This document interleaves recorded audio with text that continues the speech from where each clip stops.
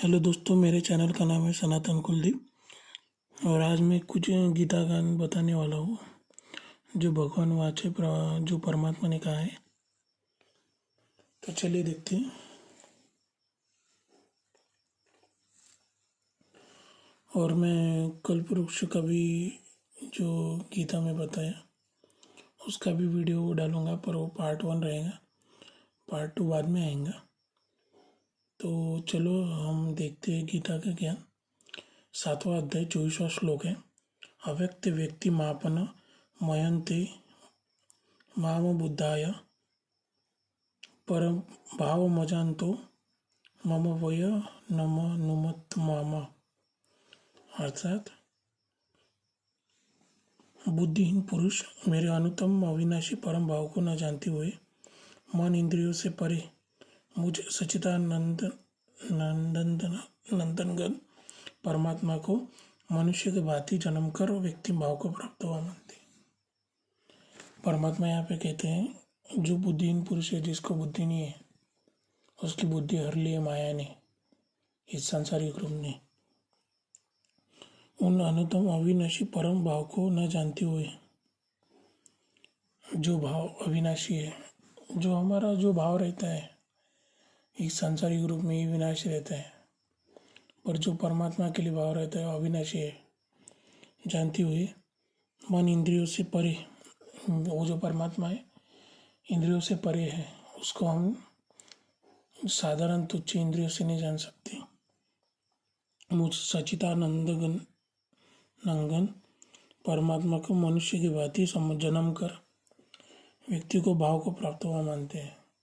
इसमें परमात्मा कहते हैं जो मनुष्य मुझे साधारण व्यक्ति मानता है, जैसे जन्म लिया है उसने, तो उससे बड़ा बुद्धिहीन कोई नहीं है। तो हम देखना चाहिए कि जो जन्म लेता है वो भगवान नहीं होता, क्योंकि भगवान को कभी जन्म लेने का काम नहीं पड़ता। वो तो क्रिएटर है, वो क्यों जन्म लेगा? उसने तो सारी दुनिया बनाई, जमीन आसमान चांद तारे। उसको क्या, उसके संकल्प से ही सब कुछ हो सकता है। उसको क्या जन्म लेने का इच्छा होगी? वो चाहे तो कुछ भी कर सकता है, पर क्रिएटर कभी जन्म नहीं लेता। जितना भी ज्ञान है सारे धर्मों में, उसके हिसाब से बता रहा हूँ, गीता का ज्ञान भी, जो क्रिएटर है वो कभी जन्म नहीं लेता, बाकी सब उसकी क्रिएशन है। चाहे वो देवता हो, चाहे कोई भी हो, पक्षी पक्षु आदि जो भी कीट पतंगे, जो भी कुछ है, झाड़ झुड़पे, वो कुछ भी है, सब उसकी क्रिएशन है। उसने संकल्प किया, सब कुछ हो गया, और वो संकल्प करेगा तो विनाश भी होगा तय वक्त पर। तो वो जो परमात्मा है वो सबसे तन्हा है, निराला है, अकेला है, निराकार है, स्वयंभू है और सर्वशक्तिमान है।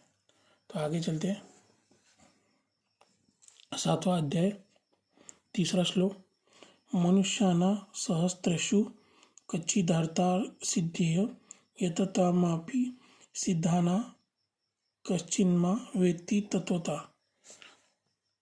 अर्थात 1000 मनुष्य में कोई एक मेरी प्राप्ति के लिए यत्न करता है, और उन यत्न करने वाले योगियों में भी कोई एक मेरे परायण होकर मुझको तत्व से अर्थात यथार्थ रूप से जानता है। यहाँ पे परमात्मा खुद कहते हैं 1000 में कोई एक जन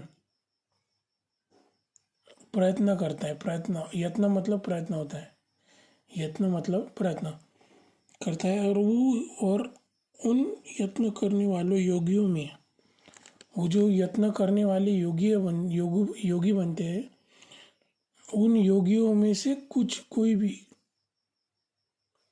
मेरे तत्वों को जानता है। तत्व मतलब मूल, जो हमारे गीता में दिखा है झाड़, उसका मूल मतलब बीज कौन है? वो परमात्मा। तो और जो जड़ है वहाँ से पूरा संसार चलता है, फिर बाकी धर्म आते हैं। उसका मैं कल्पवृक्ष का वीडियो भी डालूंगा, उसमें भी बताया मैंने। जो मेरे तत्वों को यथार्थ रूप से जानता है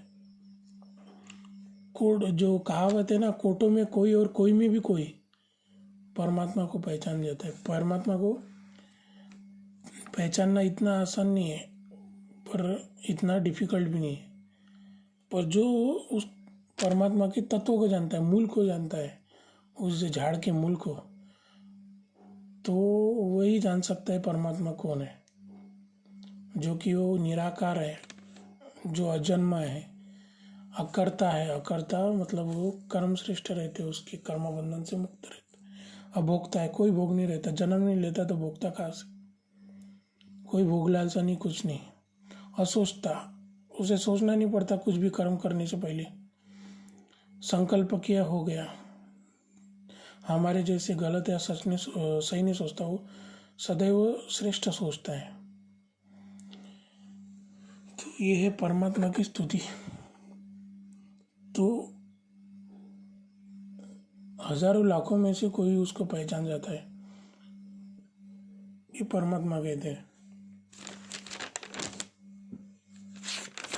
तो 15वां अध्याय 4था श्लोक है, तथा पद तत्परिमार्गित्य यस्मि गंता न निर्वान्ति भूया तमेव चाग पुरुष प्रबोधे मता प्रवंति प्रसूता पुराणी। अर्थात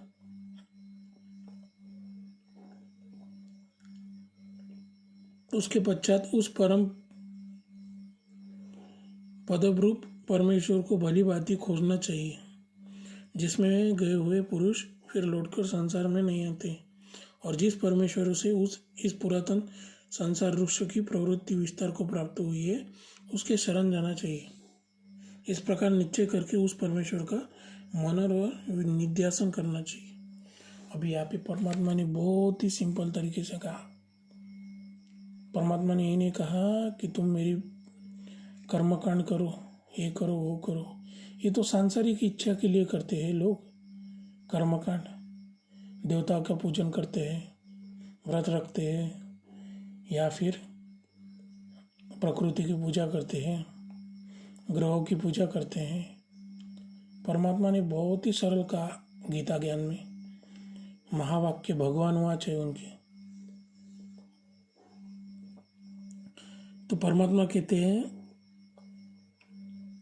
उस परमात्मा को खोजना चाहिए, जिसमें गए हुए पुरुष फिर लौटकर संसार में नहीं आते, और जिस परमेश्वर से एक पुरातन पुरातनत्व संसार वृक्ष की प्रवृत्ति विस्तार का प्राप्त हुई है, उसके शरण जाना चाहिए। अभी संसार वृक्ष में जो गीता में बताया, इसमें सिर्फ सनातन धर्म नहीं है, ये पूरा वृक्ष बताया है। इसमें पहला तो सनातन धर्म रहता है जिसका विनाश नहीं होता, पर इस वृक्ष में बाकी धर्म वाले भी आते हैं, धर्मात्मा, जो कि बढ़ता रहता है, इसलिए वृक्ष की भांति दिखाया है। जैसे गीता में ब्रह्मा का रूप दिखाया है ना, वर्ण व्यवस्था के बारे में, तो लोगों ने क्या कर दिया, फिजिकली बता दिया कि फिजिकली निकलते हैं। फिजिकली कोई नहीं निकलता, वह आध्यात्मिक रूप से बताया लोगों को समझ में आने के लिए। फिर लोगों ने बैठकर ऐसे मनगढ़ंत बातें लिख दी है, जो कि हमें परमात्मा से दूर करती है। और परमात्मा ने क्या कहा, उस परमेश्वर का मनन और निध्यासन करना चाहिए। परमात्मा ने उसे याद करने को कहा है।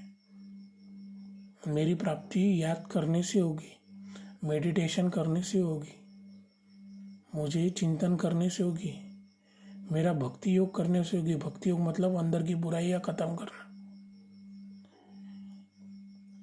ये जो भक्ति और ज्ञान मार्ग में बहुत अंतर है।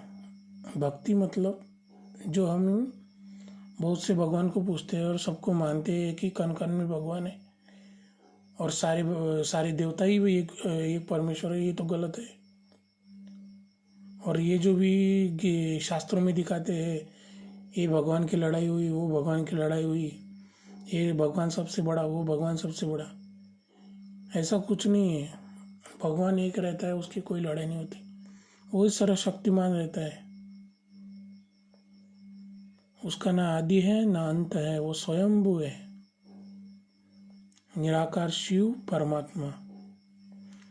शिवलिंग बताए, शिवलिंग, शिवलिंग मतलब कल्याणकारी एनर्जी, लाइट, सोल, परमात्मा, सुप्रीम सोल।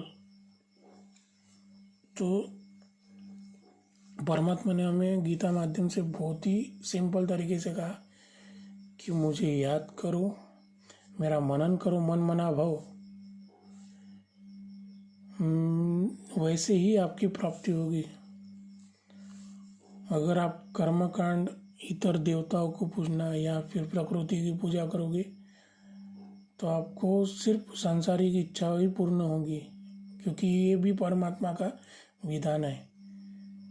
अगर आप देवता को पूछते हैं तो वो परमात्मा आपकी उस देवता के प्रति जो इच्छा है, भाव है, उसको स्थिर कर देते हैं। इसलिए जैसे हम बड़े लोगों को रिस्पेक्ट देते हैं, हम ऑफिस में जाते हैं तो छोटे लोगों की मैं जो छोटे लोग रहते हैं, जैसे हमारे पेशे से ऑफिस में, तो उनके सामने हम बॉस की जगह हम उनको रिस्पेक्ट नहीं देते, क्योंकि वो बॉस को देते हैं।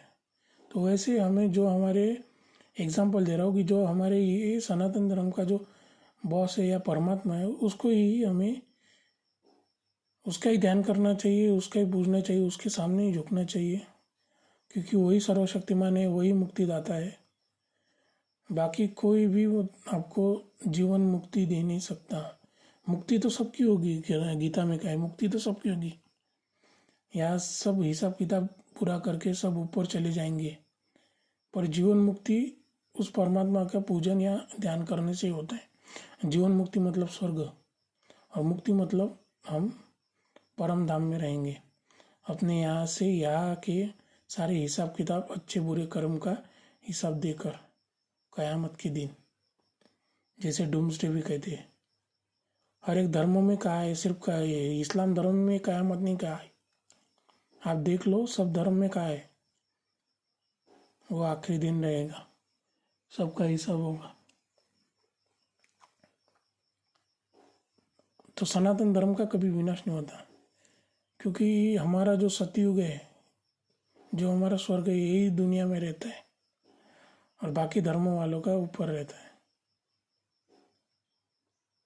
क्योंकि यहाँ पे भी रहने चाहिए ना कोई, क्योंकि सनातन का है जिसका विनाश नहीं होता। ये धर्म कंटिन्यू चलता रहता है, ये झाड़, पर इसका बीज है परमात्मा शिव।